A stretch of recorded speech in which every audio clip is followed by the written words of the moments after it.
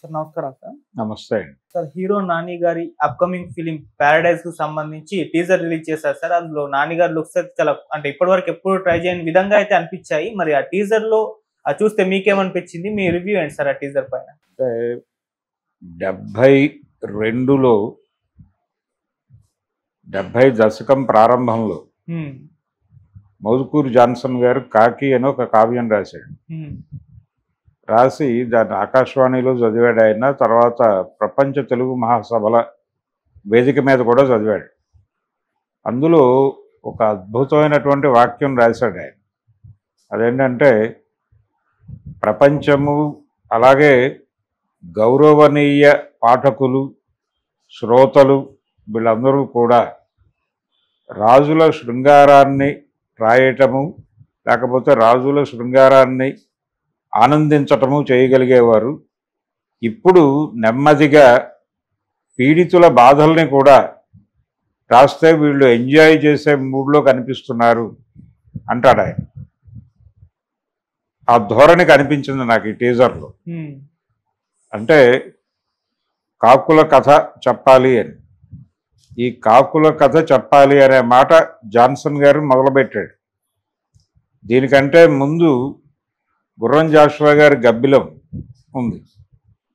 'గబ్బిలం' అనేటువంటి దాన్ని కథా నాయకుడిగా తీసుకుని ఆ గబ్బిలం బాధల్ని ప్రపంచానికి చెప్పే ప్రయత్నం చేశాడు.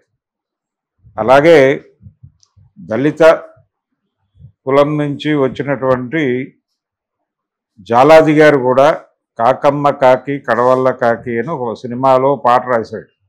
అంటే ఒక అనాథ హీరో తన జీవితాన్ని చెప్పుకునే సందర్భంలో వచ్చే పాటకి ఆయన అలా పల్లవినిచ్చాడు, ఈ 'కాకమ్మ కాకి' అని. కాకి అనేది, కాకికి కోకిలకి ఒక భేదం ఉంది. కోకిల మీద పాటలు రాస్తారు, కోకిల గానం గురించి మాట్లాడతారు, కానీ కాకి గురించి మాట్లాడరు. కాకి ఒక రకమైనటువంటి ఇబ్బందికరమైనటువంటి ఐటెం. ఎందుకంటే ఛాయరీత్యా కూడా కాకి నల్లగా ఉంటుంది, నలుపు. అలాగే ఆ గానం, అది దాని అరుపు అనండి, లేకపోతే ఇవి కూడా జనాలను ఇబ్బంది పెట్టేటువంటి పరిస్థితి అని అనుకుంటున్నారు. ఇలా ఈ సమాజంలో కూడా కాకులు ఉన్నారు, కోకిలలు ఉన్నారు, అందరూ ఉన్నారు. కాకులుగా చూడబడుతున్నటువంటి ఒక సమూహం ఉంది. ఆ సమూహం తిరుగుబాటు చేస్తే అనేదే తరతరాలుగా కుల పోరాటాల చరిత్ర అంతా అదే. కారంచేడులో ఉదయించింది అదే. అంతకుముందు కంచికచర్ల కోటేశుని చంపేసినప్పుడు నిర్దయగా చంపేసినప్పుడు కూడా మొదలైన నిరసన అదే. కంచికచర్ల కోటేశు అనేవాడు దళిత పోరాట పతాకంగా మారాడు. కాబట్టి ఈ కాకులు చేస్తున్నటువంటి యుద్ధాలని సినిమాల్లో ప్రాపర్గా ప్రొజెక్ట్ చేయగలరా అనేది చూడాలి. ఈ మధ్యకాలంలో తెలుగు సినిమా దర్శకులు కొంచెం కాకుల వైపు దృష్టి పెడుతున్నారు అనేది చాలా సినిమాల్లో కనిపిస్తోంది. ఈ రాబోయేటువంటి సినిమాల్లో 3-4 సినిమాల్లో ఆ ప్రస్తావనలు ఉన్నాయి. చాలామంది పాత చుండూరు కథలు, పాత కారంచేడు కథలు తవ్వి తీసి ప్రపంచానికి చెప్పే ప్రయత్నం చేస్తున్నారు. అయితే ఇప్పుడు నాని కూడా అలాంటి కథే ఒకటి చెప్పబోతున్నాడు. ఈ హీరో ఒక దగాపడినటువంటి సమూహానికి చెందినటువంటి వ్యక్తిగా చెప్తున్నారు. వీళ్ళకి పేర్లు ఉండవు, వీళ్ళకి నామవాచకాలే ఉంటాయి. అలాంటి ఒక నామవాచకంగా పిలిపించుకోబడినటువంటి లంజా కొడక అని పిలిపించుకోబడినటువంటి ఒక కుర్రోడి కథని నేను ఇప్పుడు చెప్పబోతున్నాను అనేది ఆ వాయిస్ ఓవర్లో వచ్చినటువంటి మదర్ మాట్లాడినటువంటి మాటలుగా నడిచినటువంటి ఒక సందర్భాన్ని ఈ టీజర్ రూపంలో ప్రపంచం ముందు వదిలారు. అంటే ఇది చాలా స్పష్టంగా కుల సమస్యగా మాట్లాడతారా, లేకపోతే వర్గ సమస్యగా మాట్లాడతారా అనేది ఒకటి చూడాలి. కులమే వర్గముగా భారతదేశంలో నడుస్తోంది. కాకి అన్నారు కాబట్టి దళిత కులాల మీద, అంటే పీడిత కులాల మీద పాలక కులాలు చేసినటువంటి దాష్టీకం మీద ఈ పీడిత కులాలు చేసేటువంటి ఒక తిరుగుబాటుకు సంబంధించి దానికి నాయకత్వం వహించేటువంటి జనరల్గా పాపాలు తప్పులు అన్నీ వాళ్ళే చేస్తారు. పెద్దవాళ్ళు చేస్తే దాన్ని ముచ్చటగా చెప్పుకుంటారు. అంటే ఉదాహరణకు మహాకవి శ్రీశ్రీ గారి మీద కూడా అది ఉంది.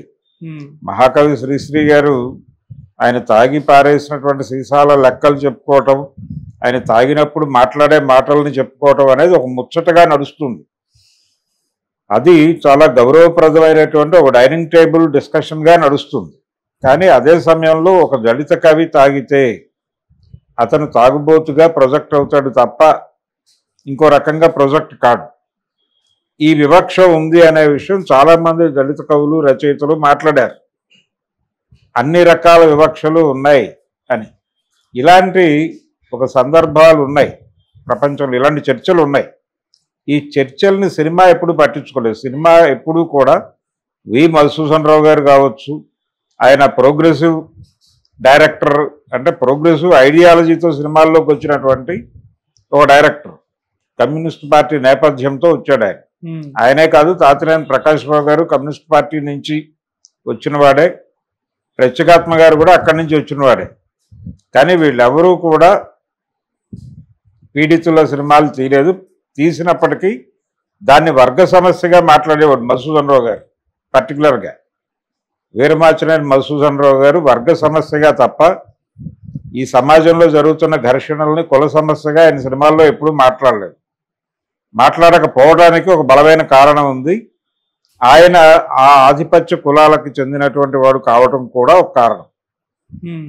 ఇలా నాని ఇప్పుడు ఈ సబ్జెక్టుని టేకప్ చేసి ఎలా చెప్తాడు అనేది చూస్తే తప్ప మనకి అతను జెన్యూన్గా చెప్పాడా లేకపోతే ఇంకేదైనా ఆయనలాగా ఇది వర్గ పోరాటం తప్ప కుల పోరాటం కాదు అని చెప్పే ప్రయత్నం చేశాడా అనేది చూడాలి. కాకపోతే ఇప్పుడు ఇది కమర్షియల్ పాయింట్గా మారింది. అందుకని మోదుకూరు జాన్సన్ని కోట్ చేశాను నేను మొదట. రాజుల శృంగారాన్ని ఆనందించేటువంటి శ్రోతలకి ఈ మధ్య కాకుల గోల కూడా కొంచెం వీణుల విందుగా కనిపిస్తున్నట్టుగా ఉంది అని అన్నాడు ఆయన. ఇప్పుడు 70 ప్రారంభంలో. కాబట్టి అలా అవుతుందా ఈ సినిమా, ఈ ప్యారడైజు, స్వర్గాన్ని పంచుకోవటం, దీని మీద కూడా ఒక అద్భుతమైన డిస్కషన్ని ఒక సినిమాలో నడిపారు మన వాళ్ళు. శ్రామికుల స్వర్గము, అలాగే దేవేంద్రుడి స్వర్గము. దేవేంద్రుడి స్వర్గం అగ్రకులాలకు చెందింది, అక్కడికి దళితులకు ప్రవేశం లేదు అనటం వలన త్రిశంకు స్వర్గం ఆవిర్భవించింది అని కొంతమంది ఆనాటి నిరసన కవులు రచయితలు మాట్లాడేశారు.